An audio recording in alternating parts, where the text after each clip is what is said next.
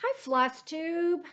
This is Susan Stanley Stitch in Time, and it's great to see you all.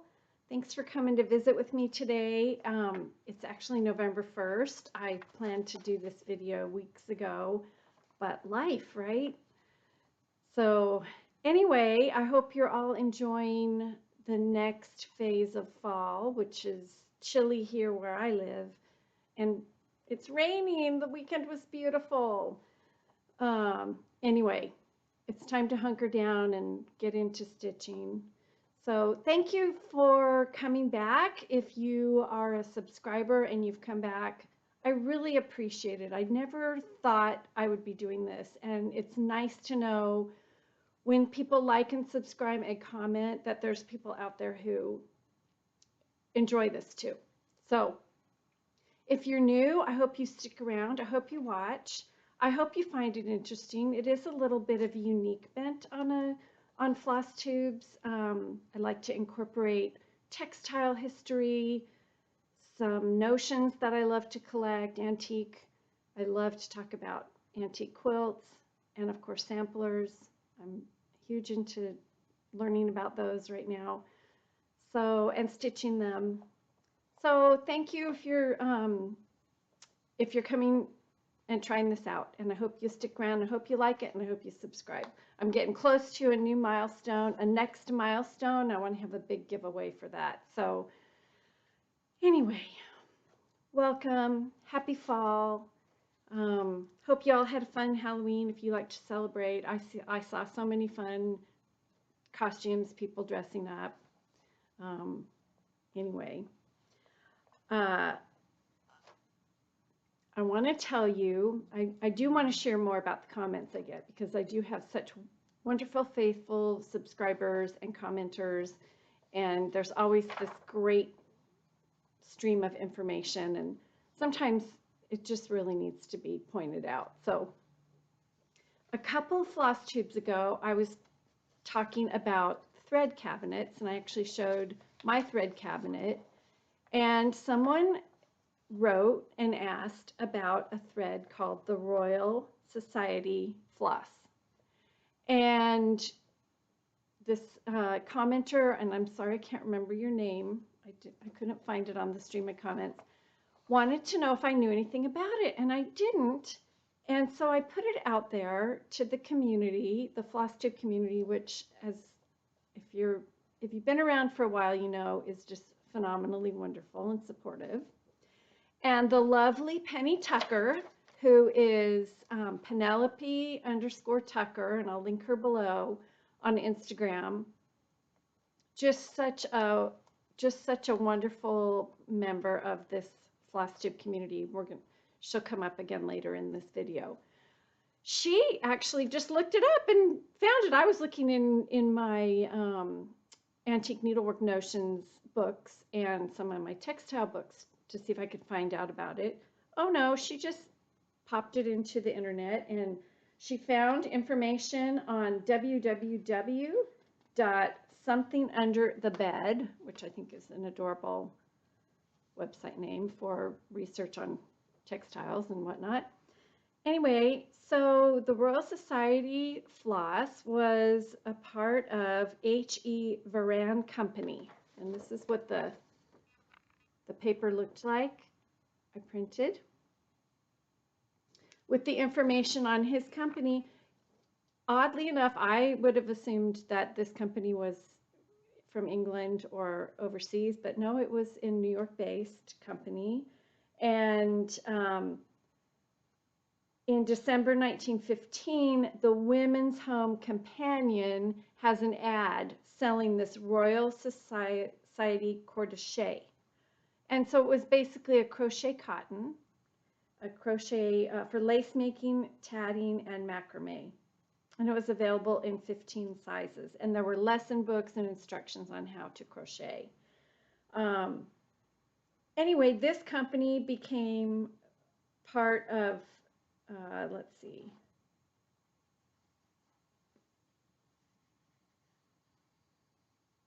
Oh, so Harry Varan was born in, oh, there it is. Yes, he was born in England and moved to New York, but he went to work for Charles Bentley, and Charles Bentley was kind of the impetus for starting this lace and embroidery. So thank you, Penny, for answering that question. And I hope if any of you ever find any of this Royal Society floss or crochet at an antique mall, or if you have some in your collection, now you know what it is. And we can thank Penny for that. So I want to show you, of course, I have grand aspirations as always, and I thought I would have a little bit quieter October than I had. It was really, really busy. I had lots of company and lots going on. So of course I didn't get as much quilting or stitching done as I had planned, but I did make some progress on my projects. So I want to show you a couple of them. I continue to work on the old Scott, and I'm so sorry if that bumped. I'm trying a new setup this time. Try to be very careful. I'm continuing to stitch on the old Scott. There's a hashtag the old Scott, and then one that I'm doing hashtag RSM the old Scott.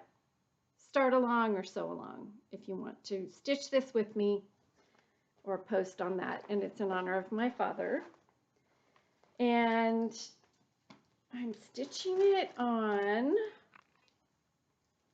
and of course Jane Says is also stitching it, and she has made great progress. If you hashtag the old Scott, you'll see her gorgeous progress. Uh-oh, I might have a word problem. Okay, so I've gotten a little more done,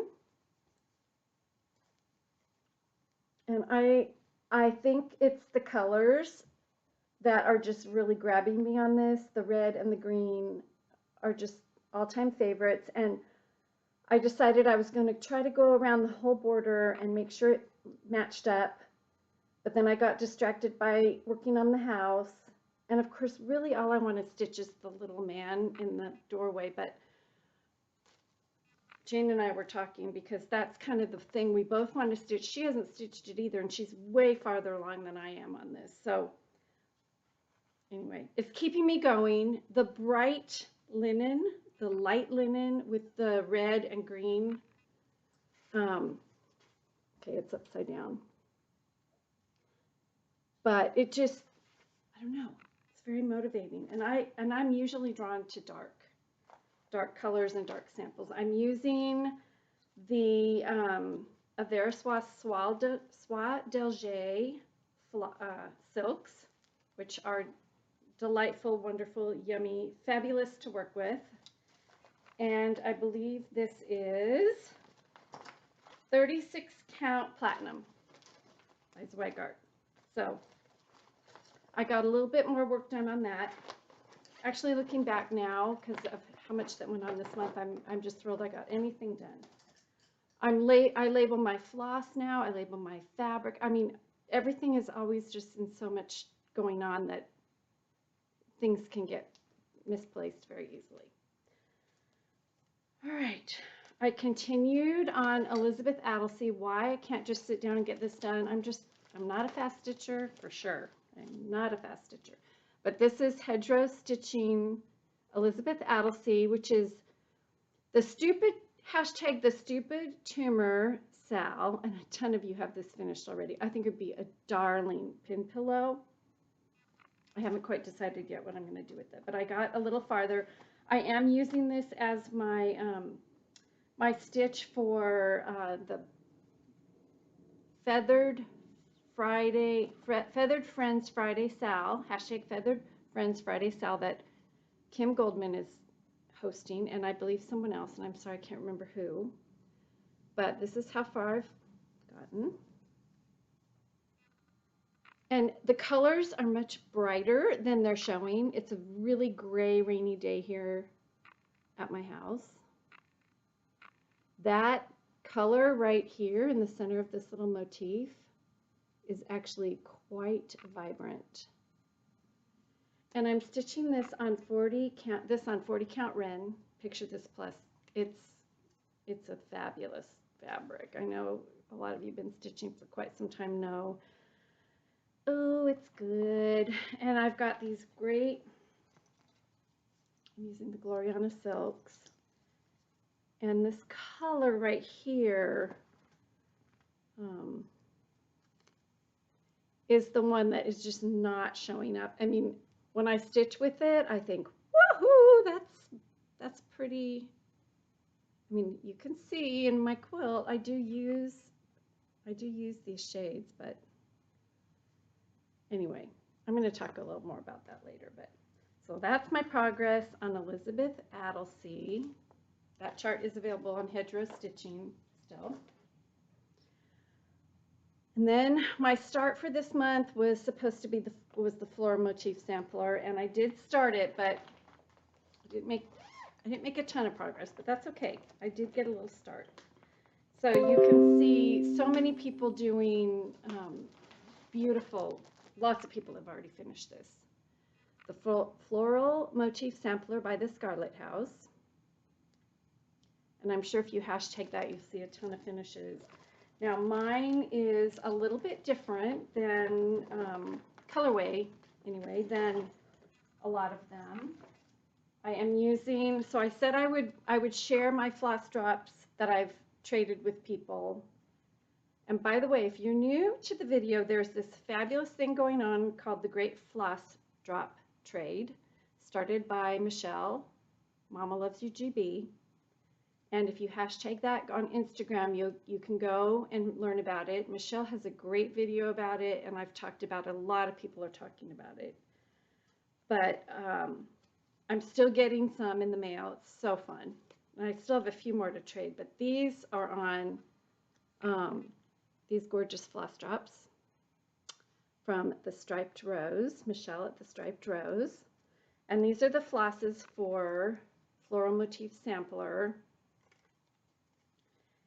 And I'm using baked clay. These are a variety of flosses. So I have some gumnut yarns in here, and I have some dinky dyes. But my linen is, and the colors just aren't going to be good today because it is a really gray day in Seattle. My linen is Baked Clay by Fox and Rabbit. And I think the only thing I'm going to adjust on this so far is this is gorgeous, but I want inky, strong, inky black down here. This was a silk conversion done by Tanya herself from the attic. So if you're interested in silks, which I'm, oh yeah, more and more interested in, I could probably, ooh, that's really not focusing well, sorry. I could probably stitch everything in silk, but you know what? I really like DMC too. So I can't quite wear that princess crown yet of only silks.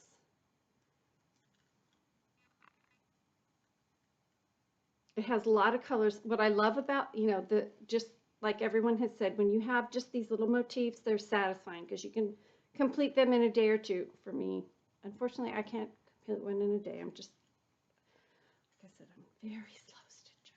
That's okay. I'm distracted easily.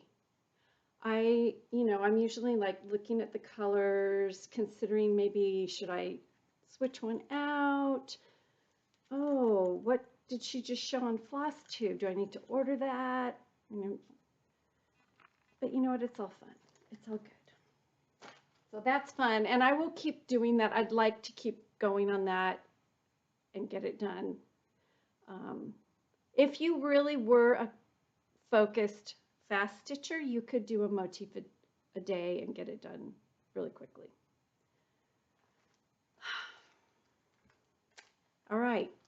Then I feel so lucky, and well, and you all can be a part of this too. I joined last year the Orange Coast Sampler Guild. Everything was going to Zoom. I was home. My work had completely changed, pretty much stopped. And that's kind of why I started FlossTube. I just needed an outlet so desperately. And I found all these wonderful sampler guilds and quilt lectures, and I joined, and this Sampler Guild is wonderful. They offer lots of great lectures, and all of them, from what I could see on the more recent newsletter that came out this morning, I believe, are going to be offered on Zoom. And so you can participate in these classes in your comfort of your own home, and you don't have to travel. If, like, I don't live in Orange County, I live in Seattle, Washington. So, but I can meet these wonderful stitchers and be a part of their program. And there's other groups that I've joined as well, and I've talked about. But so anyway, the little workshop and class that came up this last month, and I wasn't able to attend because I had company show up, was with Liz Matthews. And I think Laura, this serial starter, also was a part of this. But it was this adorable sampler tree. And so the emblem, the motif for the guild is this orange bowl, which is darling.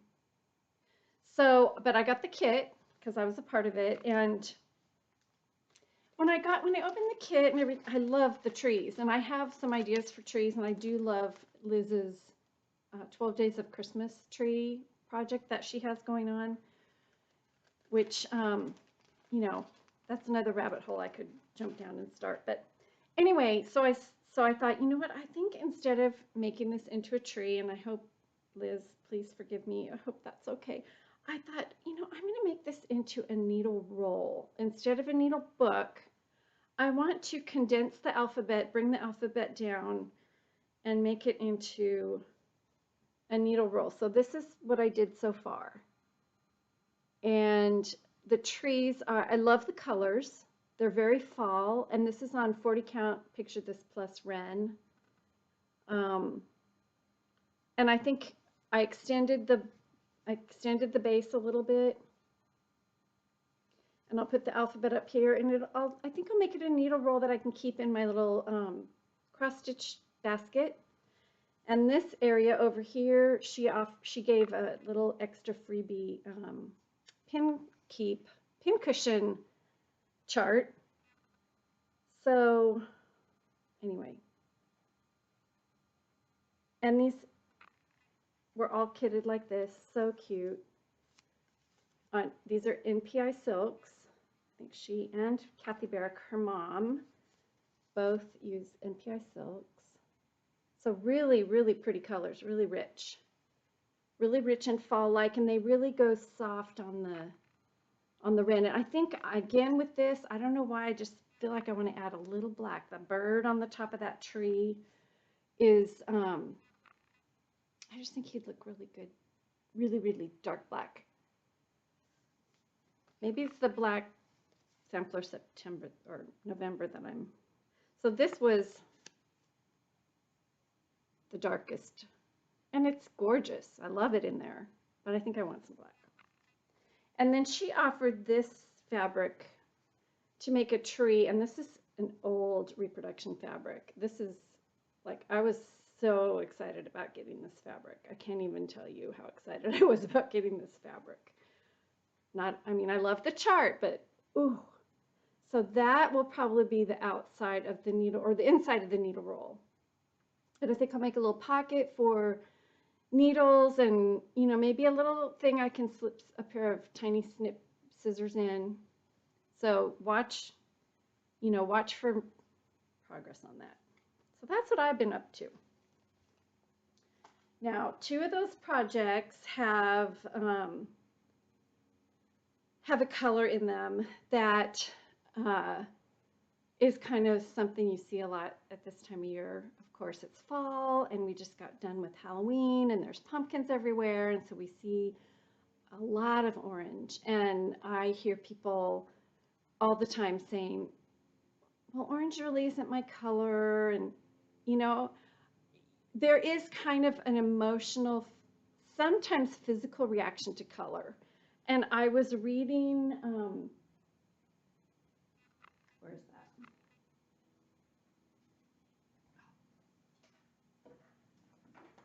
I was reading in this book, it's The Secret Lives of Color, Cassia St. Clair. she's written several books. This is, it's a great book. And Michelle, Mama Loves You GB, talked about this book too. And I was reading in here about how color can, you can kind of have a phobia to color. And it actually talks about that in here. It's called, it actually has a name. It's called chromophobia. Chromophobia. And so early on in my quilting, I didn't want to have chromophobia. I wanted to embrace colors, especially because I was wanting to reproduce old quilts, and I wanted to get into that time period, that mindset, and that way of thinking, and what made colors significant to people, you know, in the 1800s. But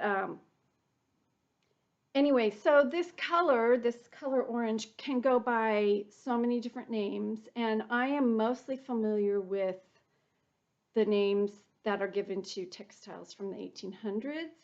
But I am loving samplers too, and learning a lot about the dyes used for the flosses and the linen, and they're different in that they're not cotton. Cotton dyes differently than animal-based fibers. So anyway, just some of the things I get myself into. So the orange color goes by so many different names. And Cassia Sinclair in her book talks about a lot of the names. The names I'm more familiar with for the shade of orange in cotton textiles from the 1800s are these. Okay, so I am familiar with these shades and these names, and I'm going to talk about them a little bit.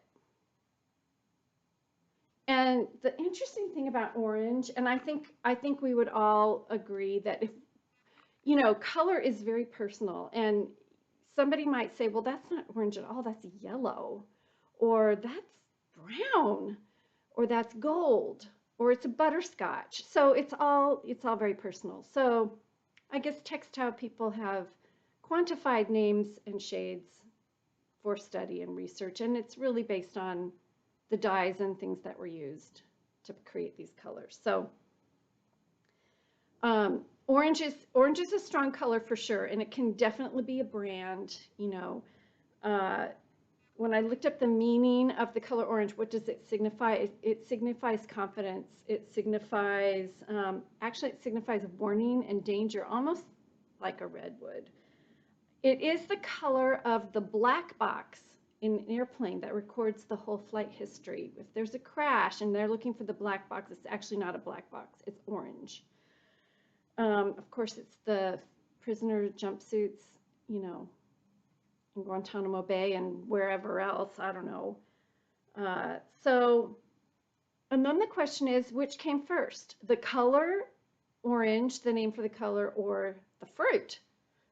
Because, of course, in English, it's the same word, and in other languages as well. Well, actually, when I was reading, oranges came from China. They were first cultivated in China, and then they spread west. So as they spread west, the fruit became the thing that signified the color.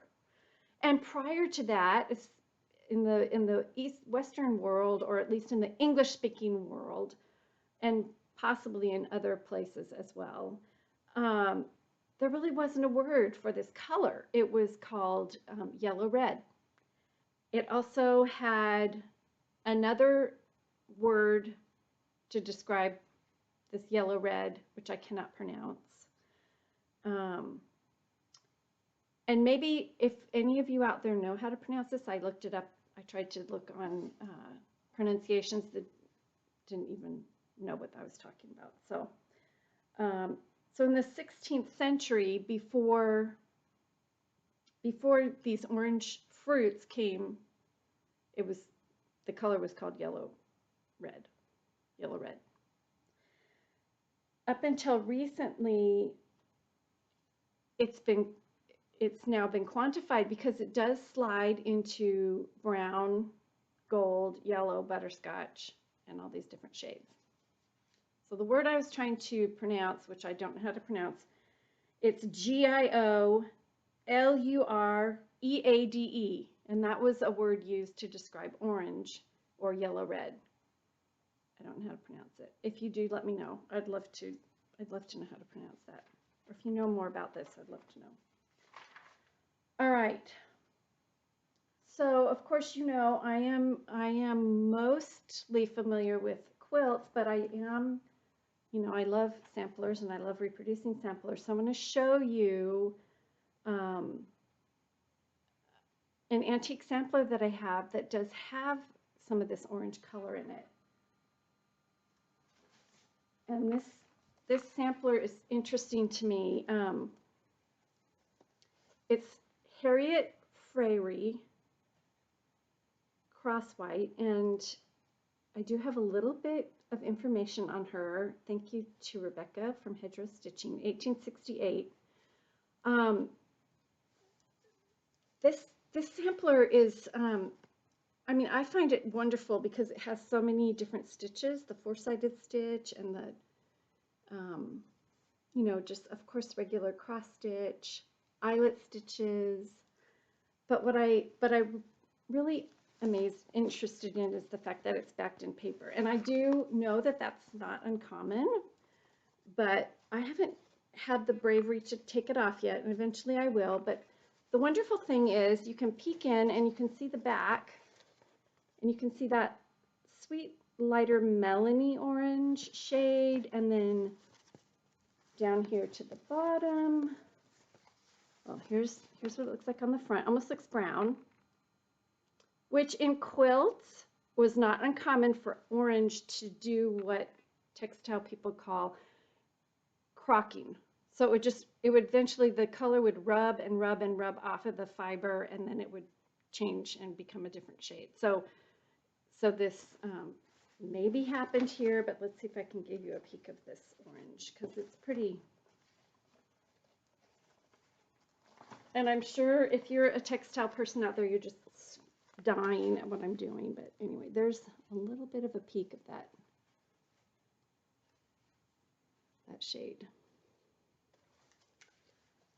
All right, so for me, in my knowledge of fabric, this shade would be considered madder. It would be the madder root that was mixed with different solutions to produce red, would also produce this kind of shade of a brownish orange.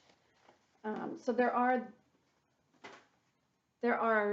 flosses and things that we use that have that shade, but the shade that I showed you earlier that I'm so interested in, well, one of the shades is this chrome shade of orange, and it's, I mean, if you have an aversion to orange, or you know, it's not your favorite, that's probably not your favorite either. But what I find interesting is this originally was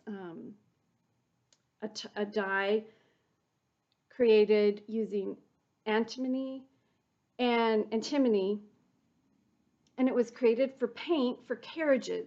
So this was like, you know, look at me, here I come. Carriage paint. It also has glimmers of school bus yellow. I mean, it kind of has that feeling too. So at certain points in history, this color in fabric was considered a neutral. It was a background fabric. It wasn't an accent fabric, or an accent color, which I find interesting. And in 1823, John Mercer added an alkaline rinse to the production of this color, and that's how we got from the chrome yellow, which is definitely more yellow, to this shade. Around 1830 to 1860, textiles went into this orange. I mean, this really, really orange. I'm going to show you some antique swatches in a minute. These are all, a lot of these are Betsy Chutchin fabrics. She reproduces fabulous textiles from the 1800s. And then in 1840, there was a shade produced that resembled the U.S. cheddar cheese, USA cheddar cheese, which had a lot of dye in it. And so this fabric kind of became coined as cheddar, and you hear people talking about cheddar today. It was especially used by the Pennsylvania Dutch, and it was called cheddar until the late 1800s. It became called cheddar in the late 1800s. It wasn't called that prior to the 1800s. So, and then in around 1855, during the California Gold Rush, another shade, these shades here with the butterscotchy and the lighter background, those were kind of coined. So you got all these different, so anyway. In fashion in 1840, 1850, Godey's magazine, ladies magazine, that was the go-to magazine for what to wear in the 1800s, was promoting it. And then by 1855, it was considered too bright to be elegant. Just couldn't be elegant, it was too bright. And by 1870, it was out of fashion. So don't be caught wearing that color. Chrome dye was highly, highly toxic, but it was produced a lot in the mills in America after the Civil War in 1870 and on. And then, of course, standards came in, and it was not used. The same chemicals were not used, so it wasn't toxic. But anyway, I just thought that would be kind of fun because you see a lot of orange this time of year, and it's so fun watching Floss too, because I hear so many people saying, well, orange really isn't my color. But you know, I can't really say orange is my color, but as you can see, I've used it a lot. Actually, I've used it a lot in that quilt, and I just think paired with other colors, it can add a lot of warmth to your project. To your sampler, I mean, this sampler, you know, I think orange and blue, I believe those are opposite on the color wheel. I just think they're warm and yummy, but that's just me. Okay, so, and I was kind of surprised when I started looking through some of my sampler books that there actually are a lot of samplers that use this orange, and a lot of crewel work and surface embroidery. Thank you, Katie Strachan, for teaching me about that. That use the shade. You know, so in itself, it's pretty intense, but in a whole project, it's actually, this is from Samplers by Rebecca Scott. So, and anyway, I just had a lot of fun last night going through. This is from 1733.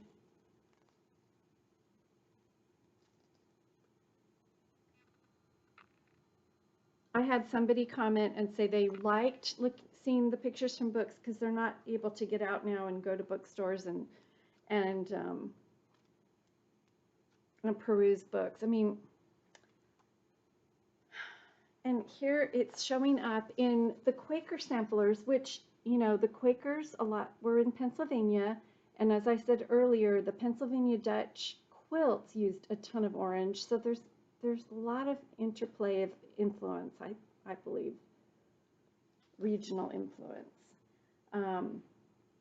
This one was from 1776.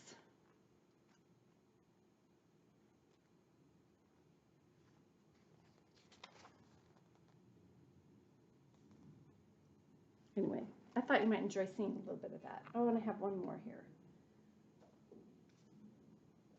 This is from In the Neatest Manner, The Making of the Virginia Sampler Tradition by Kimberly Smith Ivy. And I'm just starting to build my sampler book collection of a lot of quilt books. But, you know, for things like this and just for inspiration, I just find it fun. But look at this gorgeous, both of these are gorgeous. This flower pot, these are from 1832. There's a lot of orange in there.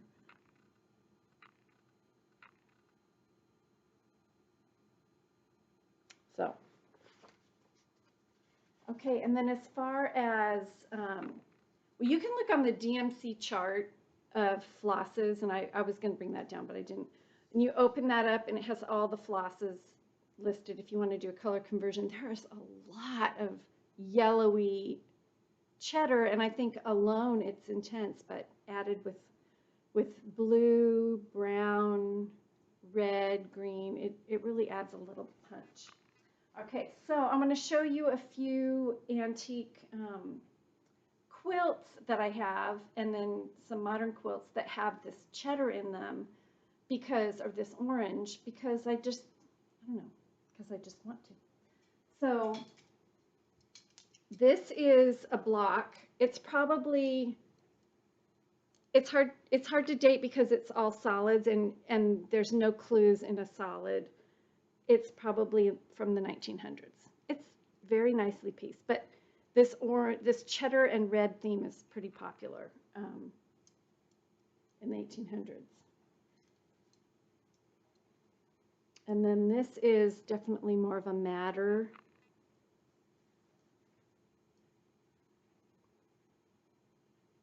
I just love, you know, looking at the seams. They're all hand stitched. This one is those little tiny, talk about tiny stitches and tiny seams too. And this quilt when I purchased it, it's damaged. The dealer said it was from 1830, sorry. But there's quite a bit of this kind of this cheddary gold in it. It's coming out a little more yellow on the screen. It's actually more. And this block is called Lady of the Lake, in case you're wondering. I don't separate my floss tubes up between cross stitch and quilting, and I know everyone's not interested in quilting, but I just find that interrelationship between the textiles kind of interesting. So now that I would almost call a California gold, and I don't know. So I don't know if this is an 1830 quilt or not, but it's got some great fabrics in it. If you do like quilting and you want to learn more about textile color and style of quilts, one of the best resources I know is a book called Clues in the Calico by Barbara Brackman. And this book is out of print, and it goes for really high prices. But Barbara offered, probably about 10 years ago, it as a PDF download. And so you could purchase it and print it. And I don't know if that offer still stands, but if you can get your hands on it, if you are interested in this kind of stuff at all, I would recommend it. And then, of course, one of my favorite resources is Quilt Mania magazine. And there are articles in here about dyes and fabrics. So I wanted to share that with you too.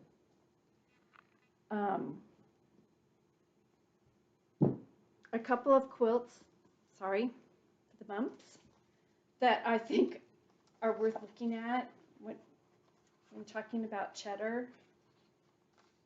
This one I think is pretty fabulous, and I think the cheddar and the blue, there's just something about opposites, right, that just attract. And this is from 1855. It was made in Michigan by Martha Hewitt. Sorry for that little glare there. There were a lot of red and green quilts that also added this orangey cheddar and yellow, and I'll talk about that sometime in the future. But this one is probably the most intense. This one is the Sarah Ann Garges Applique Quilt from 1853, and it's from Pennsylvania.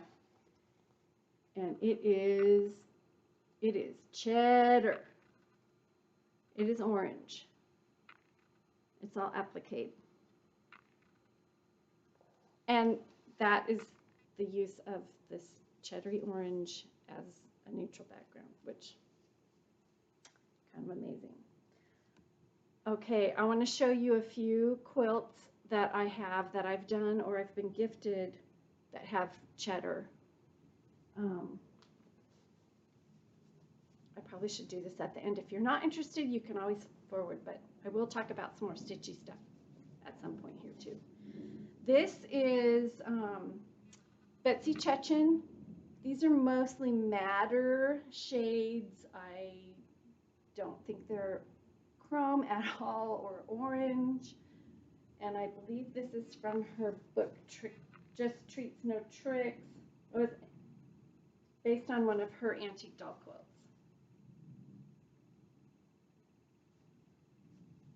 And that's where you see that the cheddar almost goes red.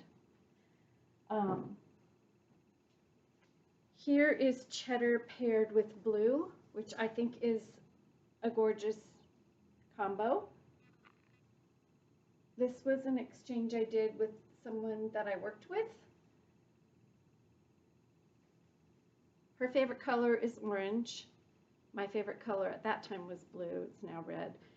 So we made blocks using the orange and the blue, made 2 of each, and then swapped them and put them together in our own quilt. And then here is a quilt. It's kind of, you know, the same scrappy, lots of fabric look as that quilt behind me. It's called Pinwheels for Caroline, and it has Caroline, and it has just a ton of cheddar in it, but it's really, really, really heavily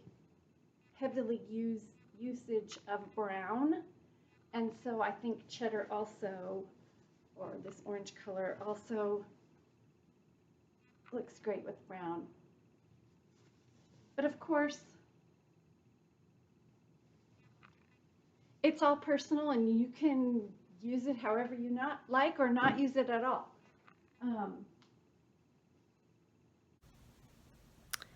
And how could I forget to mention cheddar or orange and black color palettes that just scream Halloween.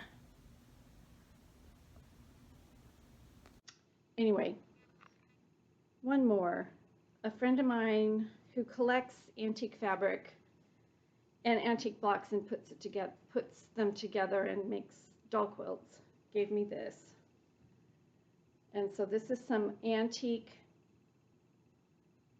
orange. And these 4 patches it's all antique fabric that she put together. So kind of that orange and brown theme. All right, so I had some great stitchy kindness this month. Super fun.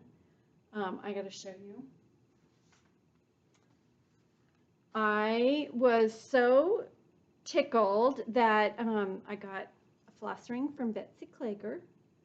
She just, we swapped floss drops, and she's making these, and the proceeds are being donated to a charity that helps Native women, and I can't remember the name of it specifically, but you can go find her on Instagram and find out more about that if you want to purchase one. But anyway, I was so delighted, and she sent it in this. And she said, "Thank you for teaching us things." And I thought, oh, thank you for listening. I don't know. Oh, man. So, and then I had so many great responses about pairs. I talked about last floss tube, I talked about pairs, and I talked about pairs in samplers and pairs, just the meaning of pairs. And I started making some pairs, piecing them, and I was not sure what I was going to do with them. And I got so many great suggestions. First of all, one of the huge charts that I forgot to mention that got a massive, gorgeous, delicious pear on it is G. Leger. And I know Jody at Trixie Tricycle has finished hers, and she's this gorgeous linen. You have to go check her out on Instagram and look at her version of it. It's gorgeous. And I think Liz on Country Stitchers is also working on it. And I think a lot of people are working on it. So yeah, that was great. And just keep the charts coming, because I'm just kind of weird that way. Like if I kind of come up with a theme or an idea, then I want to collect all the charts, at least the names of all the things that go with that. But I have so enjoyed watching Catherine Adrian stitching in costume, because she kind of got the pear bug, and she started the cutest hashtag, pears are the new strawberries. I love it. I love it, love it. And if I can keep, focused, or at least keep going, I would definitely stitch a pear. And I showed you a couple free charts last time, and she's completed 3 or 4 pairs. You have to go check out her floss tube and see these gorgeous pairs that she put together. She used the cross stitch piece and then made a 3-dimensional pear. Beautiful. So she had some great, great inspiration. And then I got a comment from Melody. She said she's allergic to pears. So it wasn't like, I don't think it was painful for her to listen to, but she's never really been drawn to pears at all, which I completely understand. She did say it kind of opened her eyes up to possibly stitching pears. Lori, textilist, said I should use these little blocks, and let me grab them. I should use these little pear blocks. I won't show them all to you yet. And make a mini quilt. And I think that's a great idea. So all these ideas may be tackled at some point. Mary said, tack them to the design wall and think about it. And isn't that the best, like even on a sampler, if you're not sure about a floss color, just let it put it down, let it percolate, let it simmer, walk by it, throw different colors out. I think that's called floss toss. But just, I can get in a rush to finish something and feel pressured to make a decision and follow through with it. So Padma had a great idea. Padma is a wonderful follower and commenter. She said take these blocks and back them on some kind of foam core board and make them stiff, and then put ribbon in between and make kind of an accordion book, like an accordion display. And I thought that is such a great idea for so many things, right? Barbara Raspberry Stitcher said, pears come in all colors. Why don't you stitch some pears in other colors? She said, I looked it up. And of course, and so I did. I made some yellow golden pears. Oops. And some red Bartlett pears. And so I don't know how many more I'm going to make or where I'm going with this, but that's one thing. And then Christy, Daisy K Primitives, who has the most beautiful displays, suggested making them into pin pillows and putting them in a wooden dough bowl, which might be the first thing I do, and then I would like to explore some of the other ideas too. But thank you so much, everybody, for playing along with me and commenting and all those great suggestions. Oh my goodness, so super, super, super fun. I just got a couple things this month in the area of haul. Of course, I couldn't pass up this butternut house pin keep. I just thought it was so cute. I haven't started it. I haven't even kitted it up. I might do that, or I might just save it for later.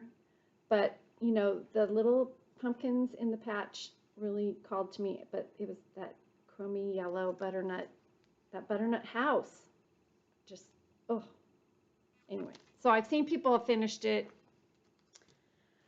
And then one of my Floss Drop Exchange friends, and this has been such a fun thing about Floss Drop, is exchange is that I'm learning, you know, oh, some of these people have businesses. Some of them have floss tubes that I can be a part of.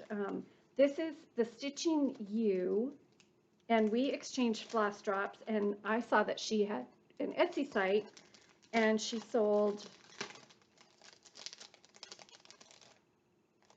beeswax, thread waxers, and I just thought this was so pretty. So I ordered it from her, and it came like, she made it after I ordered it, and it came lickety split. So the Stitching You, and I can link that below, EWE. So it's been another benefit of the Great Floss Drop trade, because I never would have, I may have eventually found her Etsy site, but I hadn't found it yet. So, okay, how are we doing here? Looks like everything's still recording. That's a good thing. So it was a really light month of haul, but I want to talk about something that has already been talked about, and I'm a little bit late to the game. I had just done a floss tube, and I was supposed to announce this at the beginning of October, but I thought, you know, the more we talk about it, the more we can hep it up. And if you know who that word is attached to, you'll know what I'm talking about. I am talking about the great, fabulous Laura Duet, Maud and Mozart on Instagram, and partner in crime to the Brenda and the Serial Starter floss tube, is having a birthday. And this is the chart that has been picked to use to honor Laura. And I love the chart. When I first saw this chart, I just said, I just want to stitch those little angels. I mean, those little angels are just killing me. And I think those little angels stand alone would make darling ornaments, or little scissor fob, or pin keep. So this, of course, is a reproduction sampler by the Scarlet Letter, $17.99. And I have kitted mine, and I'll show you what I'm using. These are NPI silks, and I went to a shop, a local shop, and it's in Issaquah, Washington. It's called Thread Needle Street, and she sells her her. Okay, make sure I say this right. It is Soie d'Alger, her Avera Soie d'Alger. She sells it. She has large hanks, and she sells it. She counts out the strands that a floss pack would contain, and then she puts them on the card. It's just so amazing. And so it's all really kitted and ready to go. Now I probably will have to pull these off of here and put them on floss drops, because I've got so many gorgeous floss drops. Anyway, so yes, it's a Avera Soie d'Alger. And I got flax linen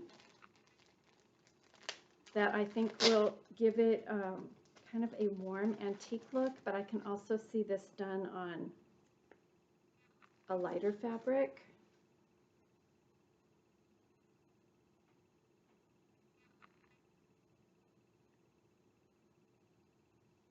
Okay, so this fabulous stitch along to honor the lovely Laura Duet, stitch along or start along, is in honor of her birthday, which is January 1st, and she's going to turn 60. Okay, I've already passed that hump, so I just want to tell you it's not as bad as it feels, but you'll survive, and then it just, who knows from there on, right?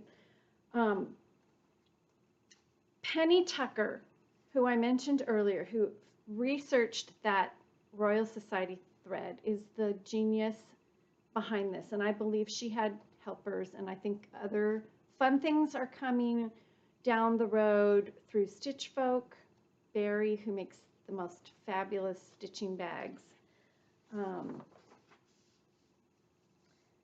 So here's the basics. There is no rule as far as how fast you have to stitch this. That makes me really relieved and happy. There will be a hashtag, Laura's Big Birthday Sal, which I will link below if you haven't already heard about this. Now, this has been announced now for almost a month, so I'm sure this might be old news to people, but maybe not. The Scarlet Letter chart is available through lots of sites, local needle workshops, and through Scarlet Letter website itself. It's a very straightforward chart. It just uses crosses, long arm cross, and counted satin stitch. It's a beautiful chart. It's computer generated in full color and the large images. Each motif is quite large, and it's very, very easy on the eyes and user friendly. You could easily swap the specialty stitches out for full crosses, Penny says. So everyone's encouraged to, of course, promote and use your local needle workshop. You probably want to get your chart soon. I think I heard that some places are sold out. That doesn't mean, we have time. Now we've got 2 months, and hopefully everything will all come together. But even if you can't start right on January 1st, you're still kidding it. You're still in the process, right? You can't put that first stitch in, but we don't want anyone to be disappointed, and we don't want anyone to not participate because they couldn't get the chart. So in the United States, it looks like Kitten Stitcher, The Attic, and the Scarlet Letter all have this chart. In Canada, Traditional Stitches and the Scarlet Letter. Australia, I believe the Cruel Goblin, but you'd have to check that out. And I think Nikki Noodle also talked about this, so she might have more information. In the UK, Patchwork Rabbit and the Scarlet Letter. All right, it's charted for DMC and the Aversois Soie d'Alger that I showed you, but you could do your own color conversion. And I think one of the most wonderful things that I've started to see, Lindy Stitches was the first one I saw doing it, and then Jody Trixie Tricycle, and possibly a whole lot more people are switching out the little angel skin tones to represent, all skin tones, all human skin tones. And I just think that's so fabulous. If you go to Lindy Stitch, you can see she's finished her border. You can see hers. She bumped her colors up a little bit and changed the skin tones. Just adorable, beautiful. So I want to know if this represents all the stitching friends. Does that mean that's Laura in the middle? Is she the bird? I don't know. What do you think, Laura? How do you feel about being a bird? It's a cute bird. It's a pretty fun bird. All right. Vicki Clayton also has silks if you're interested. There are 16 colors of floss.